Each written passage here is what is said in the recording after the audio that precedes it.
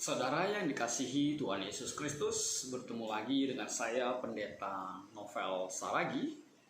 Firman Tuhan yang menyapa kita tertulis dalam Kolose pasal yang ketiga, ayatnya yang ke-18 sampai ayatnya yang ke-21.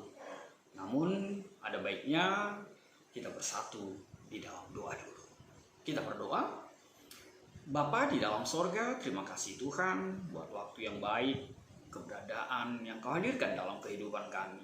Kami teramat percaya Engkau teramat setia Tuhan hadir dalam kehidupan kami dan menghadirkan kerinduan untuk selalu dengar-dengar akan firman. Itulah kerinduan kami. Maka berfirmanlah Engkau Tuhan Yesus, sebab kami siap untuk menerima. Amin. Saudara yang diberkati di dalam nama Tuhan Yesus Kristus, seperti yang saya sebutkan tadi, bahwa firman Tuhan yang menyapa kita tertulis dalam Kolose pasal yang ketiga, ayatnya yang ke-18 sampai ayatnya yang ke-21. Kolose 3 ayat 18 sampai ayatnya yang ke-21. Begini firman Tuhan. Hubungan antara anggota-anggota rumah tangga. Hai istri-istri, tunduklah kepada suamimu, sebagaimana seharusnya di dalam Tuhan. Hai suami-suami, kasihilah istrimu dan janganlah berlaku kasar terhadap dia. Hai anak-anak, taatilah orang tuamu dalam segala hal, karena itulah yang indah di dalam Tuhan. Hai bapak-bapak, janganlah sakiti hati anakmu, supaya jangan tawar hatinya. Demikian firman Tuhan. Saudara yang dikasihi Tuhan Yesus Kristus, Shalom. Ya, masih disapa dengan suasana ibadah online. Tapi saya percaya bahwa kita tetap setia dengar-dengaran akan kebenaran firman Tuhan. Meskipun kita tidak beribadah di dalam rumah Tuhan, gereja yang kita kenal, di dalam perjalanan keimanan kita, tapi di rumah saja pun kita percaya bahwa tangan Tuhan memelihara, bahwa kebenaran firman Tuhan menguasai kehidupan kita. Amin. Ya, kita pasti berkata amin. Sebab hanya karya Tuhan yang terjadi dalam hidup kita memampukan kita untuk berada seperti saat ini. Saudara-saudara yang diberkati dalam nama Tuhan Yesus Kristus, kalau ditanya setiap orang, pasti semua mau berbahagia, pasti semua ingin dan punya kerinduan untuk berbahagia. Dan juga tema kita saat ini juga membangun keluarga bahagia. Semua pasti ingin bahagia. Gak ada orang di dunia ini tidak ingin berbahagia. Apapun dikerjakan, apapun yang mau dilakukan, kerinduannya cuma satu. Apa itu? Berbahagia. Dan ketika orang juga melangkah untuk menikah, untuk berkeluarga, pasti mimpinya, dreamnya adalah berbahagia. Iya kan? Gak ada orang menikah, aku mau menikah, biar apa? Biar menderita aku, katanya. Makanya kalau sudah tidak cocok dalam berpacaran, dia langsung memutuskan, sudah cari yang lain gitu ya. Karena apa? Semua pasti punya konsep ingin bahagia.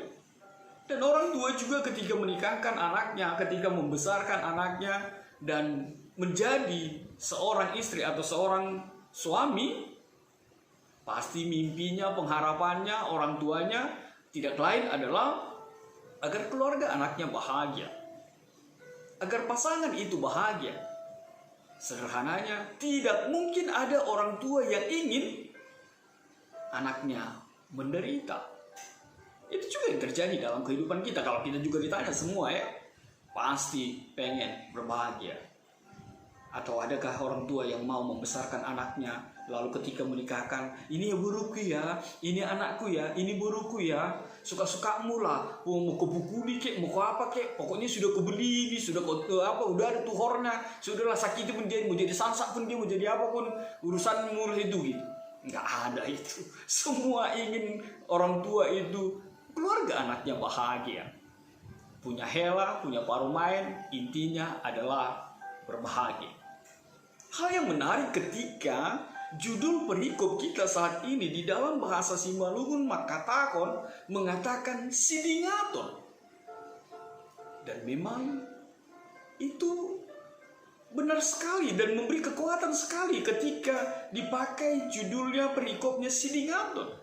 Dan ini mungkin yang mau diingatkan di tengah-tengah kehidupan kita dengan keberadaan Paulus kepada jemaat di Kolose, agar kehidupan keluarga itu menjadi berbahagia, perlu mengingat apa peran seorang bapak, apa peran seorang ibu, apa peran seorang istri, dan bagaimana peran anak-anak di tengah-tengah kehidupan keluarga. Pertama sekali dikatakan, istri tunduklah kepada suamimu sebagaimana seharusnya di dalam Tuhan. Bahasa kerennya bilang hipotosaste. Ketertundukan yang dimaksud di dalam kebenaran firman Tuhan ini bukan mau mengatakan ketertundukan yang tidak tidak berdaya atau tidak berbuat apapun, tapi ketertundukan yang dimaksud adalah sebagaimana seharusnya di dalam Tuhan. Kalau penafsir mengatakan sebagaimana sebaiknya orang Kristen di tengah-tengah pemerintahan ini, di tengah-tengah negara ini ketertundukan kepada pemerintah. Artinya apa? Keberadaan istri memiliki kekuatan ketertundukan kepada suami, itu ketertundukan sebagaimana seharusnya di dalam Tuhan. Posisi suami menjadi kekuatan untuk sebuah masa depan keluarga. Posisi suami diberikan sebagai pribadi yang mengarahkan, yang mengendalikan kehidupan keluarga tanpa membatasi peran istri. Makanya dikatakan sebagaimana seharusnya di dalam Tuhan. Dibutuhkan juga masukan, dibutuhkan juga saran, dibutuhkan juga kebijakan, dibutuhkan juga hikmat dari seorang istri. Artinya apa? Bukan mau mengatakan kalau suaminya semena-mena, kalau suaminya macam-macam, lalu istrinya harus tunduk-tunduk saja, mangkut-mangkut saja. Enggak. Sebagaimana Kristus dengan jemaat. Lalu yang kedua dikatakan, suami kasihilah istrimu dan janganlah berlaku kasar terhadap dia. Mengasihi istri dan jangan kasar terhadap dia. Ini menjadi pesan yang harus diingat oleh suami-suami, oleh bapak di tengah-tengah kehidupan rumah tangga Kristen. Sebab ternyata ada juga konsep di dalam budaya ketika mengatakan sudah ditukur, sudah diboli, sudah dibeli, lalu suka-sukanya lah sama istrinya. Mau dibentak-bentak, mau disorgang-sorgang, mau dimaki, mau dilecehkan. Tak sedikit suami bilang sama istrinya, kalau nggak kawin kau sama aku. Nggak tahu terjadi apa kau, kalau nggak kawin kau sama aku, karena akunya kau begitu, karena akunya begini. Tidak boleh kasar pada istri. Kasar yang dimaksud di dalam perikop ini bukan hanya bicara tentang tindakan fisik, bukan hanya bicara tentang KDRT, tapi ketika ucapan kita adalah ucapan melecehkan, ucapan tidak menempatkan istri di mana posisinya seperti apa yang Tuhan inginkan dalam kehidupan kita, itu adalah bentuk-bentuk kekasaran, itu adalah bentuk-bentuk sebuah penindasan di tengah-tengah kehidupan kita. Dan memang sekarang pun harusnya itu menjadi pesan juga buat istri. Kenapa? Ya sekarang ternyata KDRT itu bukan karena suami saja yang menyakiti atau menyiksa istrinya, tapi istri juga. Banyak kita lihat kasus juga perempuan juga menyiksa suaminya gitu ya. Artinya apa? Ada kewajiban, ada keberadaan tidak saling berlaku kasar. Tidak ada kalimat, tidak ada tindakan kekasaran yang dibenarkan di tengah-tengah keluarga Kristen, di tengah-tengah suami istri, di tengah-tengah pasangan Kristen. Sebab memang seperti yang dikatakan di dalam ayat 18 itu, tunduk kepada suami sebagaimana seharusnya di dalam Tuhan. Sebab tidak jarang juga istri yang disebut dengan wanita karir, ketika suaminya punya pendapatan mungkin lebih kecil dari dia, atau punya jabatan lebih kecil dari suaminya, ya udahlah, suaminya pun dibala-bala lah. Apa di bahasa Indonesia dibala-bala. Suaminya pun tidak dianggap lah gitu ya. Selalu dilecehkan, selalu tidak dianggap, selalu tidak diposisikan sebagai kepala rumah tangga. Itu yang berbahaya di tengah-tengah kehidupan kita. Dan itu yang sekarang sedang tergerus, itu yang sedang terjadi di tengah-tengah perjalanan kehidupan sebuah rumah tangga. Lihat saja, gak ada bedanya keluarga Kristen atau pasangan Kristen dengan pasangan yang bukan Kristen. Sama-sama ada KDRT, sama-sama divorce, ada juga yang cerai. Ya, gimana bedanya? Lalu apa yang bisa membuat kita berbeda dengan keluarga-keluarga yang lain? Lalu apa yang bisa membedakan keluarga Kristen dengan keluarga yang lain? Tidak lain adalah ketika ayat 18 memakai kata di dalam Tuhan, ayat 20 juga mengatakan di dalam Tuhan. Firman Tuhan ingin mengatakan keluarga Kristen yang berotoritas hanya satu. Apa itu? Siapa itu? Yesus.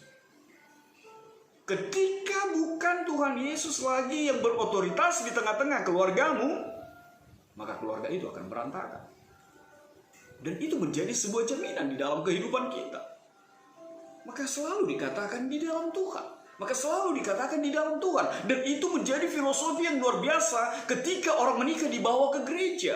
Artinya apa? Biarlah di dalam rumah Tuhan, biarlah Tuhan yang bersinggah sana di tengah-tengah keluargamu nanti. Dan segala sesuatu yang terjadi dalam kehidupan keluargamu, tanyalah Tuhan.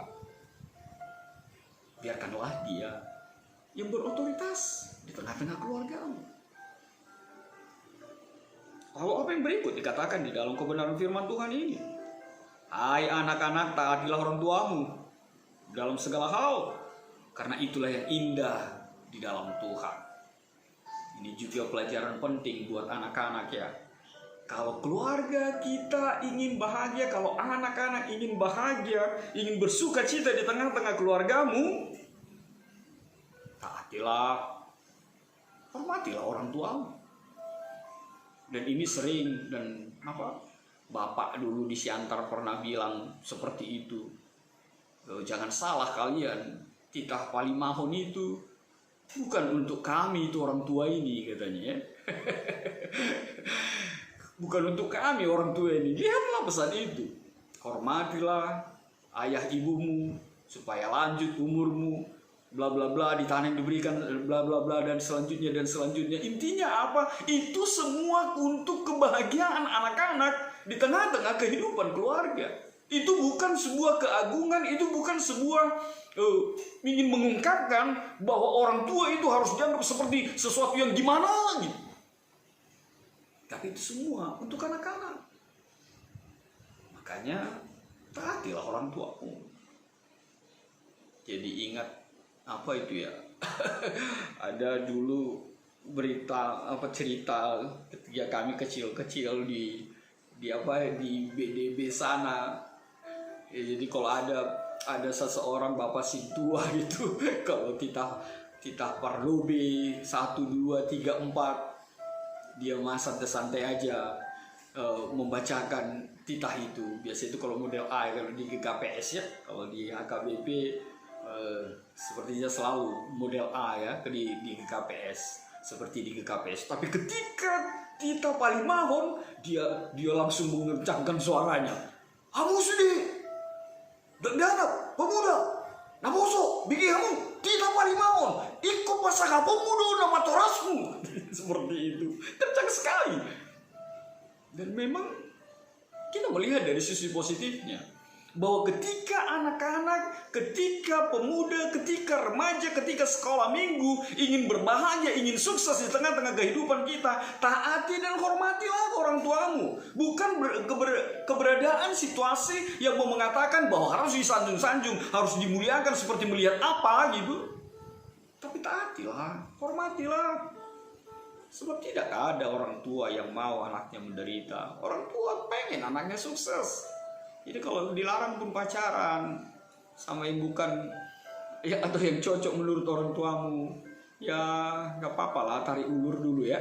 Iya, atau yakinkanlah orang tuamu itu kalau dilarang kau melakukan sesuatu, ada yang lain itu kecuali karena dia sayang. Orang tua itu teramat sayang dengan kita. Lihatlah situasi kenyataan realita yang terjadi. Tidak ada satupun anak-anak pemuda yang sukses ketika dia tidak menghargai orang tuanya. Jangan pernah ada lagi si Mardan, jangan pernah ada lagi maling kundang. Tidak ada itu di tengah-tengah kehidupan keluarga kita. Anak-anak itu, pemuda itu, remaja itu, sekolah minggu itu haruslah menaati orang tuanya, sebab itulah yang indah di dalam Tuhan. Lalu apa yang terakhir dikatakan? Yang terakhir adalah, hai bapak-bapak, janganlah sakiti hati anakmu, supaya jangan tawar hatinya. Jangan sakiti hati anakmu. Memang orang tua orang Batak sekarang sudah pada gimana ya, sudah pada hidup di dalam Kristen, jadi sudah jarang sudah jarang menyakiti hati anaknya ya. Kalau dulu sebelum diterangi firman Tuhan, barangkali suka lah begitu ya. Kalau bapak tidak pernah salah, hanya 2 peraturan, bapak tidak pernah salah. Peraturan yang kedua, kalau bapak salah, lihat peraturan pertama gitu. Selalu bapak saja yang benar. Enggak, orang tua sekarang begitu luar biasa sekali. Bahkan memutuskan makan apapun siang, kemanapun mereka mau jalan-jalan, mereka duduk bersama dengan anak-anaknya, membicarakan kemana kita nanti. Makan apa kita? Atau bagaimana kita besok? Semua didiskusikan dengan baik. Sebuah penghargaan yang luar biasa. Dan itu juga dinyatakan di dalam kebenaran firman Tuhan ini. Hai bapak-bapak, janganlah sakiti hati anakmu. Agar jangan apa? Jangan tawar hatinya. Kalau ada anak-anak yang sudah berbagi, yang sudah curhat, tidak lagi sama orang tuanya, berarti ada yang salah di sana.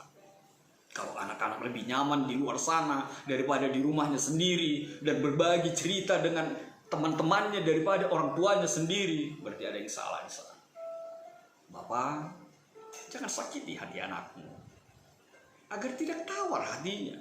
Kalau sempat ada hati yang patah, kalau sempat ada hati yang membatu dengan keberadaan dirimu, maka akan dipastikan anak-anakmu tidak akan bertumbuh di dalam Kristus. Bayangkan saja kalau dengar suara klakson mobil bapaknya pun, lalu anak-anaknya sembunyi ketakutan. Udah datang setan itu, udah datang hantu itu, udah datang bego itu. Mau seperti apa keluarga itu? Sekali lagi, firman Tuhan mengatakan, bapak-bapak, jangan sakiti hati anakmu, nanti tawar hatinya. Kalau sempat hatinya tawar, itu susah untuk dibangun kembali. Sebab ketika anak-anak tawar hatinya, maka dia akan mencari kekuatan, maka dia akan mencari dukungan di tempat lain. Dan kita tidak mau seperti itu. Tapi Tuhan mau setiap bapak, setiap orang tua, janganlah sakiti hati anakmu. Tidak ada kekasaran, berlandaskan kasih. Jadi lang adong beso menai atau naik kumarahi dia halani holong dua hubani. Kupukul dia karena sayang aku sama dia. Nanti kalau nggak kupukul dia nggak berubah dia. Enggak. Kasih itu tidak ada seperti itu. Dan firman Tuhan ditutup dengan keberadaan membangun keluarga bahagia di tengah pandemi COVID-19 ini. Itu menjadi temanya. Bapak, inam, pemuda, anak-anak yang diberkati Tuhan, kebahagiaan di tengah keluarga menjadi kekuatan untuk sebuah gereja. Kebahagiaan di tengah gereja, di tengah keluarga akan menjadi kebahagiaan di tengah-tengah lingkungan kita. Kebahagiaan yang didapatkan di tengah keluarga akan menciptakan negara ini, bumi ini, dunia ini menjadi bahagia. Semua dimulai dari tengah-tengah keluarga. Tidak mungkin ada anak-anak yang memiliki kebahagiaan ketika dia tersiksa di tengah rumah tangganya. Tapi ketika anak-anak yang begitu berbahagia di tengah keluarganya, dia akan menularkannya. Dia akan menjadi virus di tengah-tengah lingkungannya, tanda petik. Membagikan kebahagiaan itu. Sehingga kebahagiaan itu menjadi milik kita semua. Dan itu semua hanya dapat kita dapatkan hanya di dalam kasih Tuhan itu. Kasih itulah yang merobek perbedaan, kasih itulah yang mengikat setiap perbedaan, kasih itu juga yang menyatukan setiap perbedaan yang kita alami di tengah-tengah keluarga kita. Sebab itu saudaraku di dalam Tuhan Yesus Kristus, kalau ingin berbahagia, hiduplah di dalam kebenaran firman Tuhan itu. Saling mengerti, saling peduli, saling mengasihi. Dan jangan pernah hanya menuntut. Sebab apa? Sebab jadikanlah hidupmu pribadi yang memiliki hanya kewajiban. Kewajibanmu membahagiakan pasanganmu, pasanganmu berkewajiban membahagiakan engkau, dan demikian juga sebaliknya, dan anak-anak juga berada di dalam situasi itu. Kita hanya punya kewajiban, tidak ada hak.